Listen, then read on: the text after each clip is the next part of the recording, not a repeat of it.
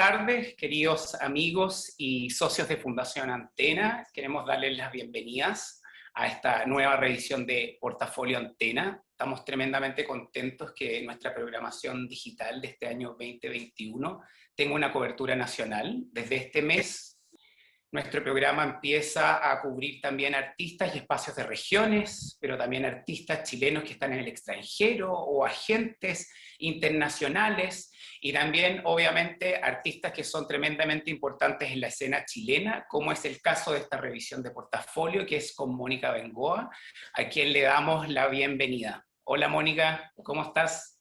Hola Alfonso, hola a todas y todos. Aquí resistiendo como estamos todas, ¿no? En este contexto tan particular, pero feliz de estar con ustedes de nuevo. Ya me siento casi de la casa. Absolutamente de la casa, pero teníamos un pendiente contigo, hemos hecho visitas, sesiones, pero nos faltaba una revisión digital, Antena, así que es muy bonito lo que Mónica tiene, la verdad, una amplia trayectoria y mucho trabajo, por lo tanto en una revisión de portafolio es imposible cubrir todo su trabajo, por lo tanto le pedimos una propuesta de cubrir trabajos súper emblemáticos de ella y algunos más recientes que son tremendamente preciosos. Para los que no han tenido la oportunidad de conocer el trabajo de Mónica Bengoa, quiero contarles por mientras que pasan estas imágenes que Mónica es artista visual de la Universidad Católica, máster en artes de la Universidad de Chile. Desde el año 1993 es docente de la Escuela de Arte de la Universidad Católica también. Ha desarrollado tanto en Chile como en el extranjero más de 100 exposiciones en museos y galerías y más de 20 exposiciones, más de 20 muestras internacionales. Es representada por Aninat Galería, que aprovechamos de saludar a nuestras queridas Isabel Aninat y Javiera García Huidobro, quienes son las directoras de esta galería. Entre sus múltiples exposiciones destaca la participación como la representante de Chile en la Bienal de Venecia del año 2007, también en muestras como en el Museo de Arte Contemporáneo de Los Ángeles, en el Frost Art Museum de Miami, en el Espacio Cultural de Louis Vuitton de París, como también en la Fundación MERS de Torino, Italia. Todos tremendos espacios. Es súper interesante entrevistarte a ti, Mónica, porque siento que tu trabajo es tremendamente multifacético y más bien que reúne muchas disciplinas, es multidisciplinario, mejor dicho. Tu trabajo literalmente cruza lo que son las nuevas tecnologías, pero con el arte, matemática, algo también de ingeniería en montar estos tremendos trabajos de escala enorme, pero también un trabajo tremendamente minucioso y con un trabajo tremendamente manual. Y quiero llevarte a eso, cómo llega esta artista tremendamente multidisciplinaria a poder desarrollar un trabajo tan sofisticado como es el tuyo en este sentido, cómo son esos inicios en el arte. Bueno, ahí me estás preguntando como todo, ¿no? La verdad es que yo creo que fundamentalmente todo radica en una tremenda curiosidad, diría yo. Las ganas de siempre estar probando cosas nuevas, ¿no? No quedarme en el confort de lo que ya manejo. Y yo creo que esos son parte del legado, de muchos, en muchos sentidos del legado de Eduardo Vilches, ¿no? Yo me siento tremendamente agradecida de haber sido su alumna, no solo en su formación, o sea, mi formación como artista visual, sino en su ejemplo también como profesora, como docente. Entonces, bueno, para empezar, a propósito de lo que tú decías, Alfonso, de algunos trabajos más bien emblemáticos, ¿no? O que marcaron un hito importante en mi investigación, sin duda hay que partir por Sobrevigilancia, ¿no? Que es una obra del año 2001, ¿no? Un mural de flores de cardos teñidas, una a una, que me permitió por primera vez reunir en una sola obra mi interés por la fotografía con el trabajo mural, en esta traducción de una imagen fotográfica hacia esta gran escala, ¿no? Y luego vienen otros ejemplos, como el que estamos viendo acá, que es Enero 725, que no fue el primer mural de servilletas que hice, pero sí es el más grande que he hecho, son 2.600 servilletas, cada una coloreadas a mano. y que a pesar de ser un soporte tan frágil, la verdad es que he tenido la oportunidad de mostrarlo en varias oportunidades, ¿no? La Déjame posibilidad. agregar ahí algo, Mónica, que creo que es súper interesante y para poder contarle a los socios de Antenas que tu trabajo, que son estos grandes murales de grandes escalas donde muchas veces se ocupan materiales como los que estamos viendo, ¿no? O cardas o servilletas, pero nacen de una investigación o cuestionamiento a la fotografía. Y me gustaría también que partieras de eso, porque tu trabajo, de su esencia, nace desde los cuestionamientos de la fotografía, de sus limitantes. Cuéntanos que estos dos trabajos tienen eso, y aparte imágenes muy íntimas, esta es la pieza de tu hijo, y la otra entiendo que es tu baño, ¿no? La imagen de tu baño la que vimos. Era el baño de esa época, sí. Bueno, lo que pasa es que yo he intentado estudiar la fotografía desde numerosos puntos de vista. En mis inicios, si es que alguno de ustedes estuvo en la retrospectiva que hice hace un par de años en el Museo Nacional de Bellas Artes, en sus inicios, claro, había mucho de papel fotográfico, ¿no? Pero luego fui trasladando esta imagen a distintos soportes. Entonces, en el caso del lavamanos, por un lado, claro, la obra anterior había sido el registro de mis hijos durante 7 meses lavándose los dientes, ¿no? Y finalmente ese es el escenario donde todo eso ocurrió. Eso que para nosotros es cotidiano hoy, ¿no? De sacarle foto a cualquier cosa, a propósito de los smartphones, no era así en esa época, ¿no? Entonces, esa insistencia a mí me pareció que transformaba el baño en un espacio monumental, ¿no?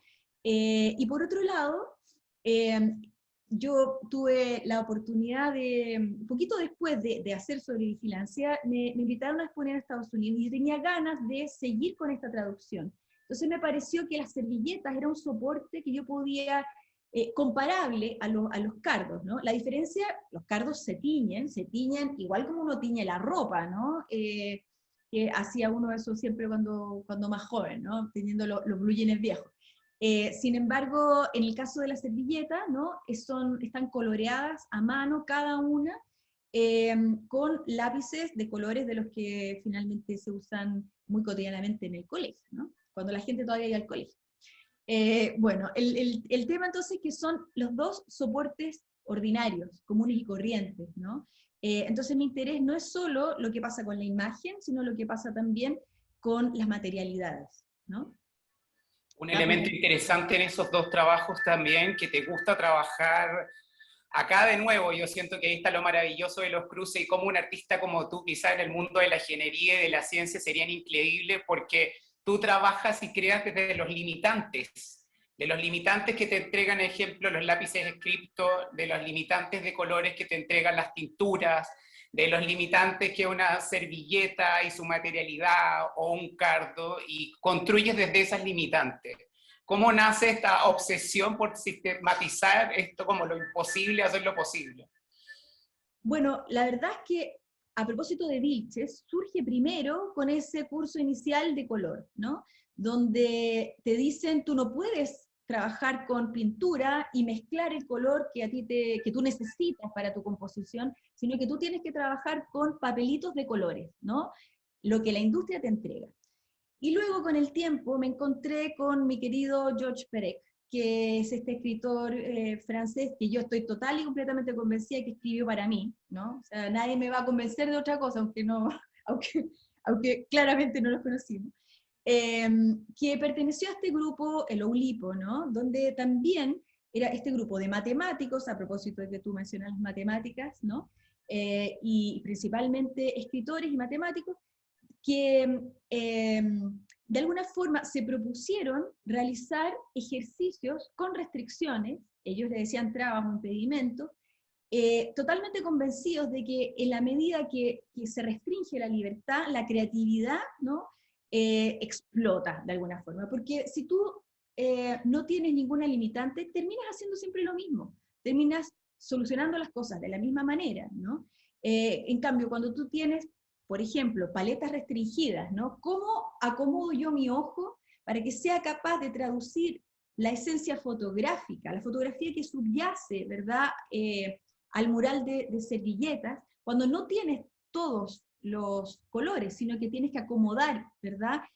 La imagen a los colores posibles. Y eso pasa, como tú bien decías, no solamente con los lápices, pasa con los hilos de bordar, pasa con las pinturas, ¿no? Y en ese sentido, ese ejercicio de restricciones me acomoda muchísimo, me estimula muchísimo también. Creo que es una tremenda herramienta, y la metodología de esa forma me ha ayudado muchísimo.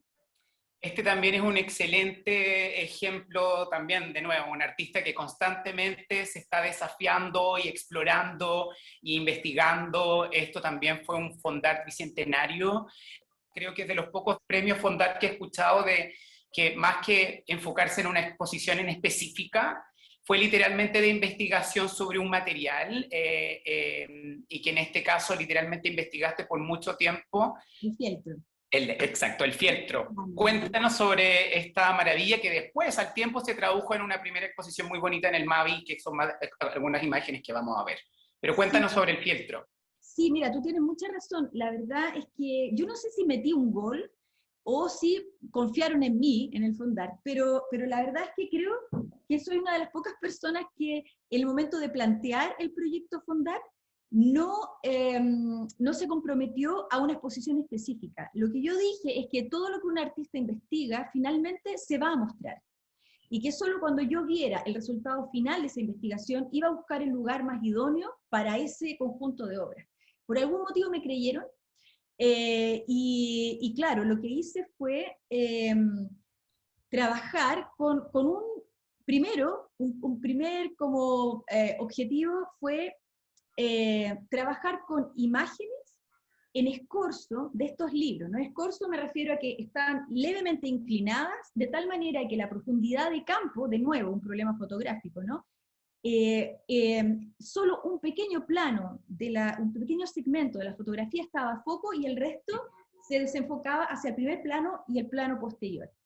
Entonces, aquí yo, obviamente, la elección de ese modelo se nota no solamente mi interés por los libros, ¿no? y la relación con la literatura, sino también, en este caso, por la botánica o por la entomología, ¿no? Que son libros de mi colección de cuando yo era chica, ¿no? Libros de biología, de flores silvestres y de insectos. Entonces, el desafío era reproducir el desenfoque, pero no mediante un medio que le es natural, como la acuarela o la pintura en general, sino mediante un corte concreto, como podemos ver ahí en las imágenes, ¿no? En la tela, una tela que además tenía más o menos 4 milímetros de espesor, entonces una cosa muy dura. Entonces, ¿cómo dar cuenta de la idea de desenfoque? Y eso tiene que ver simplemente con ajustar el ojo, nuevamente, ¿no?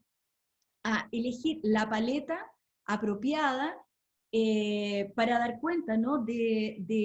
O reproducir esa sensación de desenfoque. Entonces, cada trabajo, en el fondo, tuvo un objetivo en particular. Entonces, comencé con ese mural gris que vimos recién, donde eran 10 capas de fieltro ordenadas, igual como uno cuando pinta, ¿no? Desde el negro en el fondo hasta el blanco o crudo en la superficie, de manera muy ordenada. Sin embargo, con el díptico rojo hice un sistema constructivo totalmente distinto, ¿no? Que tal vez es difícil de explicar en este minuto, pero en vez de ser sustractivo, o sea, en vez de tener todas las capas como el gris, yo ir sacando las capas de fieltro para ir llegando al color que necesitaba para armar la imagen, en este caso, también aprovechando las restricciones de espacio, ¿no? Trabajar modularmente, o sea, uno no tiene un taller tan fácilmente donde armar una imagen de 5 metros y medio, ¿no? Por 3,5 para trabajar. Y en el caso de los murales rojos, la verdad, no son tanto más pequeños. Y entonces fui trabajando de manera aditiva, fui armando por módulo, de manera separada, capas de color que no necesariamente iban ordenadas desde la más clara a la más oscura, sino que en cada módulo iban desde aquel color que tenía más presencia en la base hacia el que tenía menos presencia o había trozos más pequeñitos en la superficie. Entonces, cuando uno lo veía de lado, no sé si lo recuerdan, si lo vieron, ¿no? La verdad es que es casi una escultura de muro, ¿no? Porque los niveles, ¿no? La diferencia de altura era tremenda, ¿no? Y eso a mí me gusta mucho, me gusta la idea de que al transitar se te desarma totalmente y luego al ponerte delante, ¿no? La imagen logra esa sensación fotográfica, ¿no?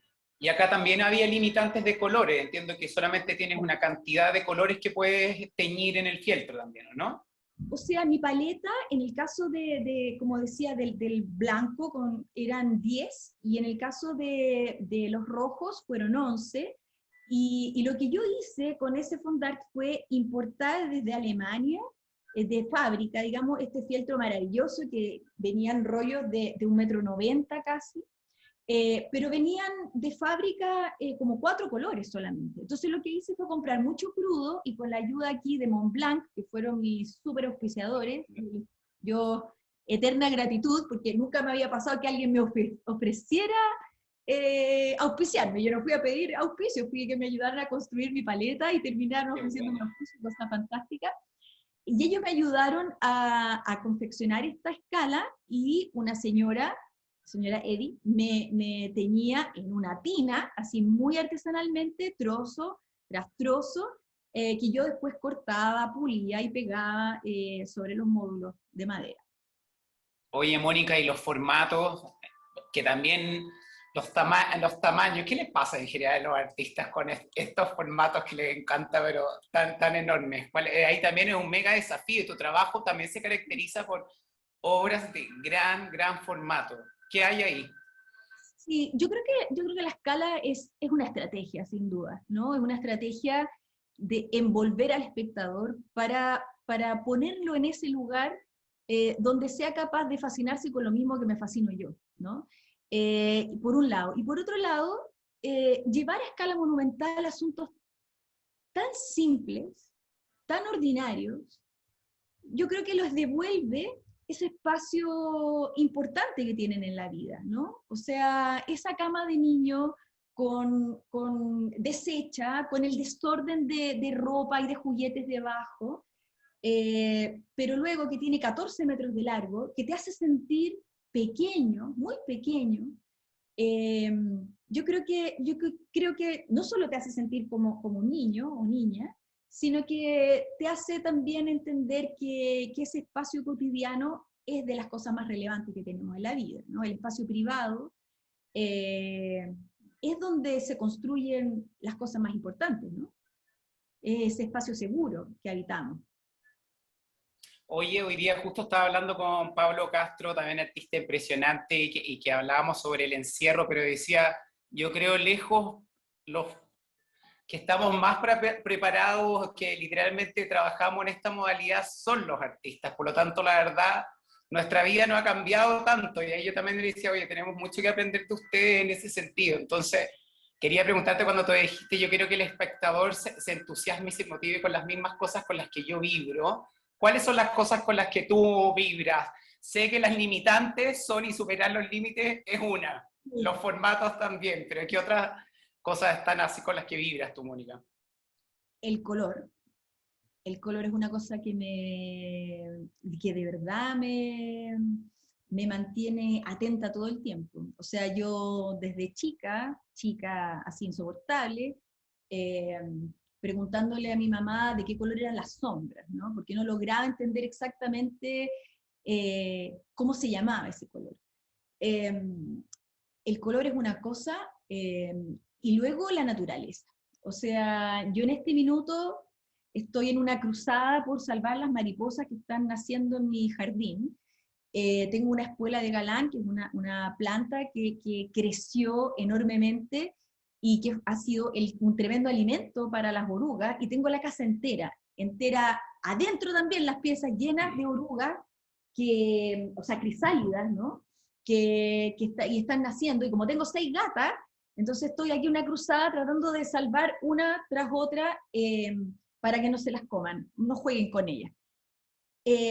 Me trato de dar esos tiempos porque siento que nos conectan con el aquí y el ahora, ¿no? No sé si me sale tan bien, pero es mi objetivo todos los días, ¿no? Como decía Pérez, interrogar lo ordinario, ¿no? Y yo siento que el encierro en ese sentido, estoy totalmente de acuerdo con lo que tú mencionabas, de alguna forma nos acomoda a los artistas probablemente, porque siempre pasamos muchas horas solas, en nuestros talleres. A mí la soledad también me cae bien. Creo que la parte más compleja es no poder visitar a los seres queridos, ¿no? O sea, mi hijo vive fuera de Santiago y para mí ese es un tema, ¿no? O sea, de estar lejos y no poder visitarse es de las cosas más complejas.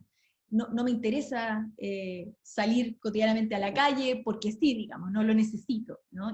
Pero sí me parece que son las relaciones afectivas las que más han sufrido en este tiempo. Sin Oye, duda. Mónica, quiero que hablemos sobre este precioso trabajo que también reúne muchas de tus pasiones. Está el fieltro, pero está también la literatura, los libros, pero aquí de nuevo el tema de la fotografía y desde otro enfoque. Entonces quiero que nos cuentes sobre este proyecto, que es una belleza y estuvo presente en el Bellas Artes. Sí, Still Lifestyle Live fue el resultado como esta obra la hice poquito después de haber terminado estos murales de muchas capas de fieltro de color. Entonces, también había hecho algunas observaciones de mediodía, que no sé si lo recuerdan, estaba en una rotonda, que es este jardín casi en 360 grados, una sola pieza de fieltro de 15 metros de Una largo. belleza. Entonces, en este caso, yo quería dar cuenta de que la proveniencia fotográfica, o sea, de la proveniencia fotográfica de la imagen, con una sola capa de fieltro. Entonces, ¿cómo se hace eso, no? Ya lo había logrado con el mural anterior que mencionaba, con un asunto de figura y fondo. Entonces, lo que hice acá fue arrugar las páginas del texto, porque el ojo es mucho más inteligente, ¿no? Y logra entender que allí hay una fotografía porque están los renglones y distorsionados, ¿no? Y porque las letras están distorsionadas. Entonces es ahí donde el ojo entiende que hay una imagen, ¿verdad?, fotográfica entre medio. Entonces esto es solo lleno y vacío, ¿no?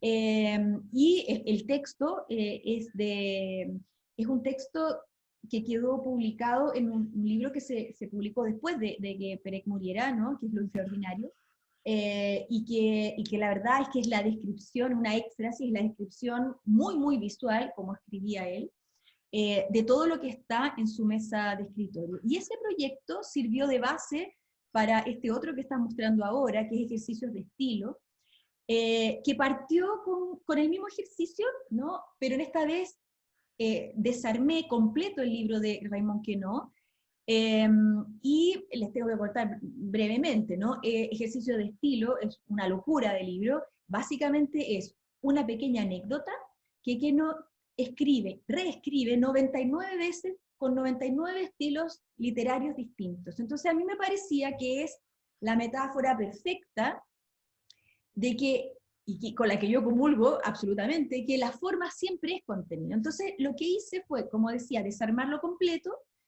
fotografiar todas sus páginas y empezar a hacer distintas series. Entonces hice una primera serie de las primeras 6 páginas del libro, eh, en fieltro, ¿no?, igual que Still Life, y luego creo que son 11 en papel calado a mano.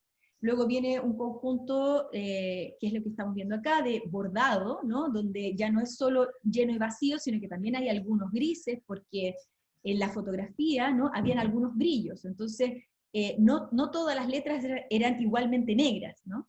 Y ese bordado, como se ve ahí, está hecho con lupa, porque de verdad es bien complejo. Y luego vino una última serie de collage fotográfico. Entonces, fue mi versión, y la verdad es que tengo una pequeña libretita de futuros ejercicios, ¿no?, de que en algún momento haré esto, llena de proyectos que espero tener vida para hacer, y cuerpo para hacer, porque la verdad es que entre la espalda y el brazo y la mano y todo no es tan fácil, pero bueno, de eso se trató, ¿no?, de llevar esa metáfora, ¿no?, a lo concreto, ¿no?, y que no es lo mismo un fieltro que es más grande que tú, ¿no?, que te podría arropar incluso, que un pequeño bordado. Entonces la relación corporal que se establece es muy distinta, ¿no?, y las lecturas que provienen de ahí no dependen solo de ese texto que está ahí, sino que también de las técnicas y de los materiales, de los colores, ¿no?, de la escala.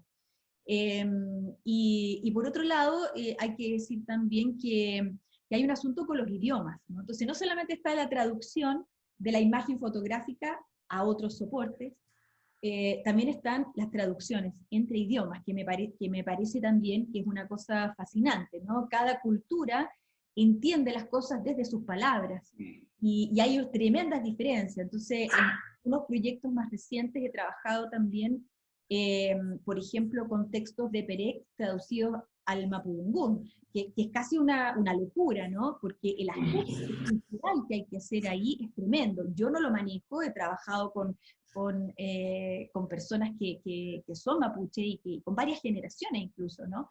Que me han ayudado no solamente con textos, como en este caso de Perec, ¿no?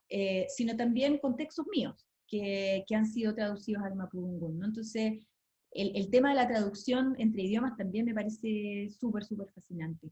Oye, Mónica, cuando me encanta que hayas tocado el tema de nuevo de la limitante en el caso de muchas veces el tiempo y en este caso lo físico, ¿cómo lo haces para medir un trabajo en el sentido de que son todos estos, ponte tú, claro, cuántas servilletas eran de 10 metros y tanto y todo? ¿Cómo logras medir también la escala hasta cuánto mi cuerpo puede? Porque yo sé, varias veces hemos hablado y todo, y que está literalmente, mi espalda no puede más, mi brazo y todo. ¿Hasta cuándo llega también ese nivel por la hora de querer llevarla? ¿Hay un límite tuyo también en ese sentido?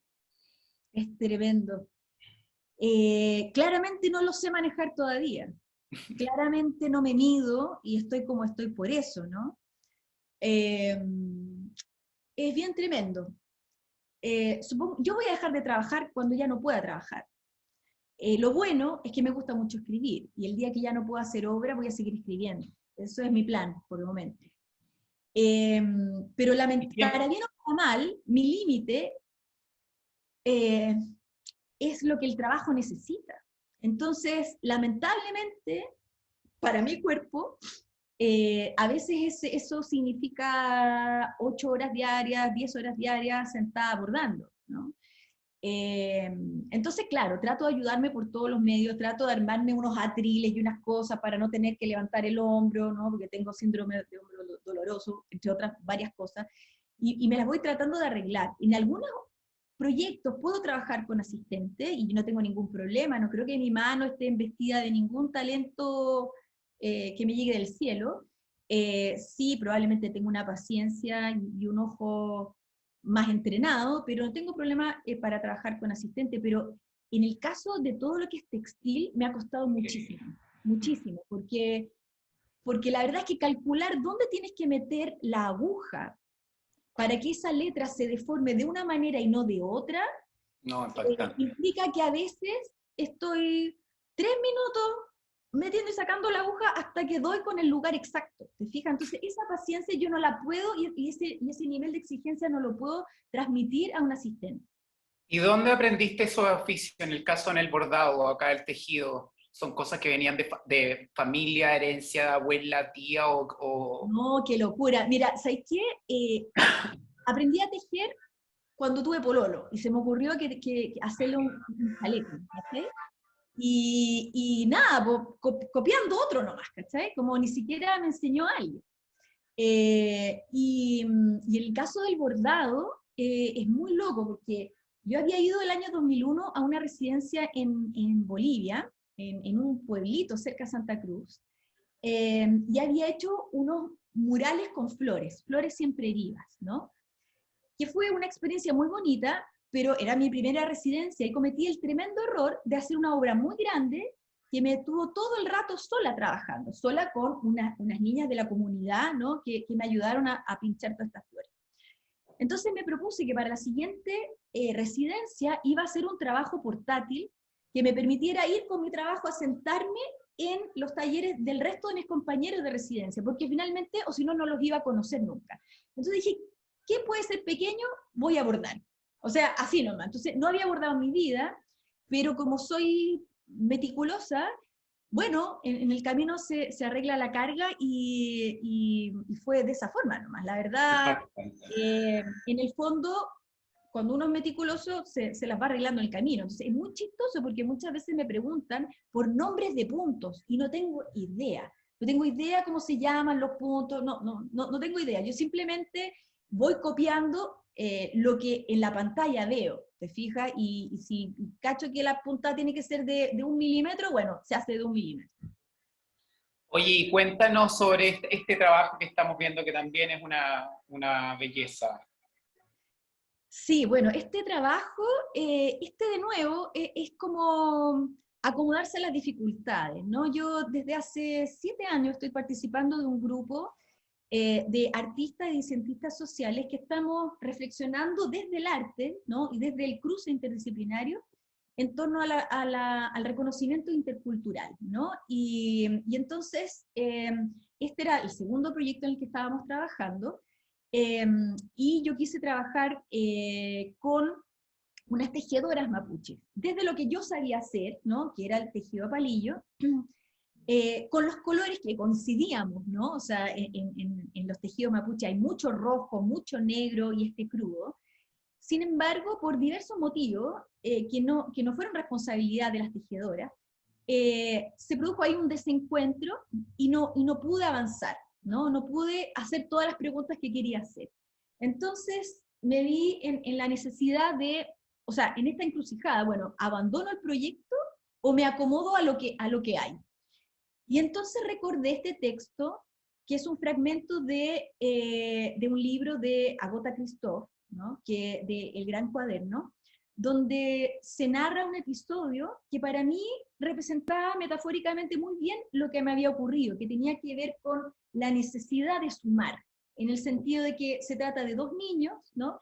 Que salen durante el bombardeo y uno se tapa los oídos y el otro se tapa los ojos, y uno tiene que confiar en lo que otro ve, mientras el otro confía en lo que otro escucha, ¿no? Ninguno de los dos tiene toda la información. Y a mí me pareció que de alguna manera rompía la lógica de la desconfianza y me permitía seguir adelante con el proyecto. Entonces, tejí esta gran manta, ¿no? Que tiene más o menos 3 por 3 metros, y una vez que estuvo listo, fueron como 7, 8 meses tejiendo, me pareció que la presencia del cuerpo ahí era tremenda. O sea, estaba presente ahí el cuerpo, entonces hice esta serie, esta fotografía con esta persona envuelta, acompañando la manta, ¿no?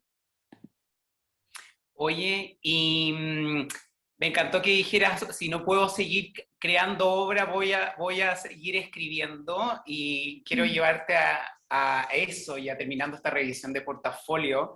Te pregunté el otro día que hasta ahora siempre habías abordado textos de otros escritores o estaban presentes en tu obra y me mencionaste que por primera vez hoy día en tu trabajo hay unas obras que estás incluyendo tus propios textos. Sí, Me encantaría que cerrando esta revisión pudieses leerlos una parte de algún texto y conocer esa otra faceta que no la conocía, querida Mónica. sí, mira, yo había hecho un par de... Siempre me ha gustado mucho escribir, había hecho cuentos, ¿no? Y el año 2014, para el primer diálogo, ya había usado un texto mío, pero que era breve, ¿no? Justamente a propósito de este proyecto de reconocimiento intercultural. Pero ahora para la exposición que está en la CCU, No sé, seguro. espero que tengan la oportunidad de verlo, si no los invito a entrar al sitio, está el tour virtual. Eh, Sumé dos obras con textos míos, y uno de ellos, quizás después lo pueden mostrar, que es el último, lo último, que se llama 10 en punto. Hice un texto eh, intentando dar cuenta de una dimensión un poco más oscura, tal vez, un poco más difícil del encierro. Y el texto, les voy a leer, no se los voy a leer completo, les voy a leer dos párrafos, ¿no? El primero dice así: llegamos de noche, creo que siempre se llega de noche. Nos dicen tía, no sé si eso es bueno o malo. Denota un extraño respeto, claramente inmerecido. O tal vez solo estamos más viejas de lo que nos gustaría reconocer. En cualquier caso, el tía viene bien, acompañado de una taza de té caliente. Son todas distintas, ejemplares sobrevivientes que ya nadie quiso, flores deslavadas, trizaduras oscuras, tachos plásticos un poco deformados por el calor, una que otra oreja ausente. Tienen algo en común, en el fondo, el sedimento café negruzco de tantas recepciones acumuladas. 2. Afuera, las luminarias que coronan las torres inundan de día cada noche. Al principio lo agradecimos, pero la penumbra da una sensación de inquietud al semisueño en el que cada noche intentábamos caer y luego se hacía más difícil dormir de verdad. Hasta que un día, sin aviso, dormimos. Tal vez fue el cansancio, ese cansancio profundo que se queda pegado al cuerpo, volviéndolo más y más pesado. Si hubiéramos tenido un espejo, nos habríamos desconocido, grises y huesudas, solo uno más de tantos descalces a los que nos tuvimos que acostumbrar. Y el último, 3. Son las 10 en punto. Por fin se apagan las luces, esas luminarias tristes y verdosas que se alinean en el centro de cada pasillo, en cada módulo. Ojalá se apagaran también los gritos, pero durante la noche el intercambio comercial está en su más alta actividad. Ya nadie vigila a las viajeras que se descuelgan con soltura, metidas en calcetines amarrados a largas tiras de tela, bamboleándose pisos abajo, pisos arriba. Pero la oscuridad no llega. La luz se filtra por las ventanas siempre abiertas, invierno y verano, dejando entrar el viento húmedo, congelado, o el calor seco, sofocante, desde los patios encementados. Wow. Quedan 2 más, ¿no? Pero tal vez no es tan evidente, pero esto es una reflexión que yo hice a partir del encierro, de los más encerrados de los encerrados, ¿no? Que son las personas privadas de libertad, esas personas que quedaron mucho más desvalidas aún cuando comenzó la pandemia, porque ya ni siquiera tenían el contacto de sus seres queridos, ¿no? De las personas que cada tanto los lograban ir a visitar. Entonces, me pareció que todas nuestras quejas eran nada al lado de ese encierro, que además era con muchísimo miedo y en una soledad tremenda, ¿no? Entonces, quizás en las imágenes no se logra apreciar, ¿no? Es una obra que el ideal es verla como en persona, ¿no? Pero cada uno de estas cajas de texto tienen una configuración que recuerda a las ventanas con barrotes, ¿no? Y a la luz que entra por las ventanas y que deforma entonces las sombras, ¿no? De esos barrotes. Pero de todas maneras, que todos, aparte de los que estamos acá, podamos visitar esa exposición. Darte las gracias por esta preciosa revisión de portafolio, Mónica. Siempre he dicho, un placer entrevistarte, y gracias a todos, a los socios que están hoy día presentes.